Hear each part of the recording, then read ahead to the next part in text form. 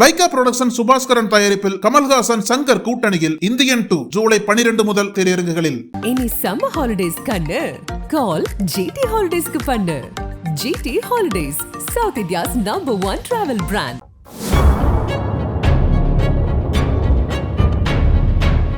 முகமூடி, சைகை மொழி, நடுங்க வைத்த ராட்மன் யார்? இரவு பகலாக தேடி திரிந்த தனிப்படை, படம் வரைந்து படக்கென பிடித்த போலீஸ், தொழிலதிபராக மாறிய திருடன்.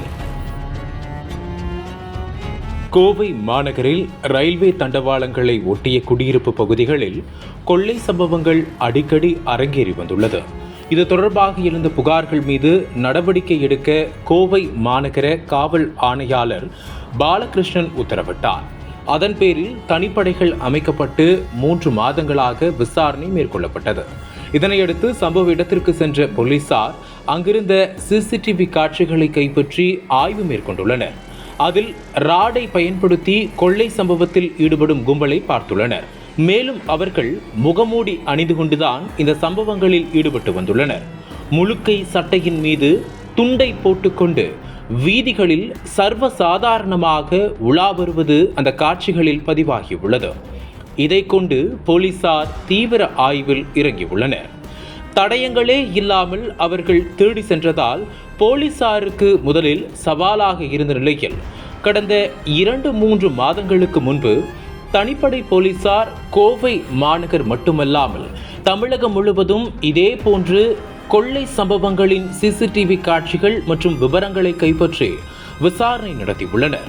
அதன்படி ஒட்டன்சத்திரம், ராஜபாளையம் உள்ளிட்ட பகுதிகளில் நடைபெற்ற கொள்ளை சம்பவங்களில் ஈடுபட்ட நபர்களும் இவர்கள்தான் எனவும் கோவை மாநகரில் சிங்காநல்லூர், பீளமேடு, துடியலூர், ராமநாதபுரம் உள்ளிட்ட காவல் நிலையங்களில் இவர்கள் மீது அதிகப்படியான வழக்குகள் நிலுவையில் இருப்பதாகவும் கண்டுபிடிக்கப்பட்டது.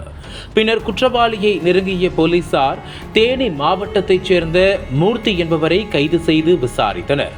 அதில் பல்வேறு திடுக்கிடும் தகவல்கள் வெளியாகியுள்ளன.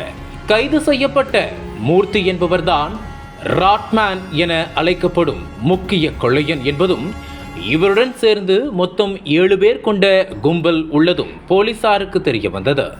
அவரிடம் நடத்திய விசாரணையில் தமிழகம் முழுவதும் 1500 சவரன் நகைகளையும், கோவை மாவட்டத்தில் மட்டும் 376 சவரன் நகைகளை கொள்ளையடித்ததாகவும் தெரிவித்துள்ளனர். மேலும் 2 கார்கள், 13 லட்சம் விலை மதிப்புள்ள ஒரு பைக் மற்றும் பணத்தை கொள்ளையடித்திருப்பதாகவும் தெரிவித்துள்ளனர். மேலும் கொள்ளை அடிக்கும் நகைகளை உருக்கி அதனை விற்று அந்த பணத்தை எல்லாம் கொண்டு சென்று ராஜபாளையம் பகுதியில் சுமார் 4 கோடி மதிப்பில் ஸ்பின்னிங் மில் ஒன்றையும் வாங்கியுள்ளேன் எனவும் அதில் முதலீடு செய்திருப்பதாகவும் போலீசாருக்கு அதிர்ச்சி கொடுத்துள்ளார் ராட்மேன் மூர்த்தி. இவரது மனைவியும் இவர் செய்த குற்றத்திற்கு உடந்தையாக இருந்ததாகவும் தெரிய வந்துள்ளது. இந்த தனிப்படையினர் பல்வேறு மாவட்டங்களில் ஆய்வு செய்து கிடைக்கப்பெற்ற சிசிடிவி காட்சிகளை வைத்து பார்க்கும் பொழுது அவர் முகமூடி அணிந்திருந்ததால் ஒவ்வொரு சிசிடிவியிலும் பதிவாகி இருந்த கண், வாய், மூக்கு என நன்கு கூர்ந்து கவனித்து ஓவியமாக ஒரு முகத்தை வரைந்து அதன் அடிப்படையில் தேட ஆரம்பித்து இவரை பிடித்துள்ளதாக போலீசார் கூறுகின்றனர்.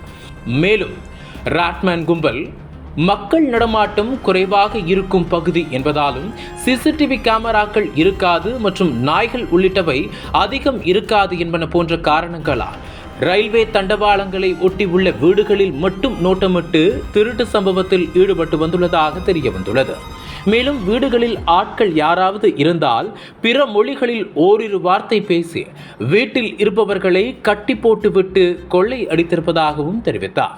இந்த நிலையில் மூர்த்தியின் மனைவி மற்றும் அவரது கூட்டாளியான சுரேஷ் ஆகிய இருவரையும் கைது செய்துள்ள ராஜபாளையம் போலீசார் இருவரிடமும் விசாரணை மேற்கொண்டு வருகின்றனர்.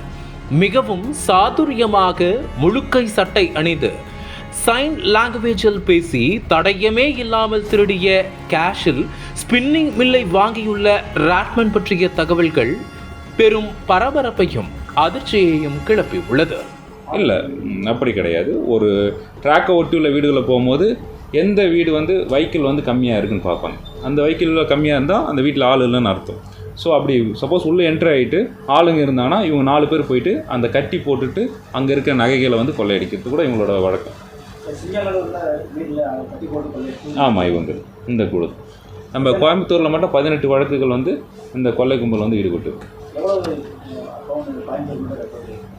தங்க நகைகள் வந்து இப்போது கோயம்புத்தூரில் மட்டும் பார்த்திங்கன்னா அரௌண்ட் ஒரு 63 சவரன்ஸ் வந்து நம்ம ரெக்கவர் பண்ணியிருக்கோம். அது இல்லாமல் இவர் என்ன பண்ணியிருக்காருன்னா, இந்த கொள்ளையடித்த நகைகளை வச்சு ஒரு லேண்டு, ஒரு ஸ்பின்னிங் மில் வாங்கியிருக்கார். அந்த ராஜபாளையம் விருதுநகரில் வந்து 4 கோடி மதிப்புள்ள ஒரு ஸ்பின்னிங் மில் வாங்கியிருக்கார், ராஜலக்ஷ்மி ஸ்பின்னிங் மில்லுன்னு சொல்லிட்டு. ஸோ அதில் போய் இன்வெஸ்ட் பண்ணியிருக்கார். ஸோ அது தொடர்பான ஆவணங்களும் நாங்கள் இது பண்ணிட்டோம். அனல் பறக்கும் செய்திகளை அப்டேட் செய்து கொள்ள நக்கீரன் களத்தை இப்பவே சப்ஸ்கிரைப் பண்ணுங்க.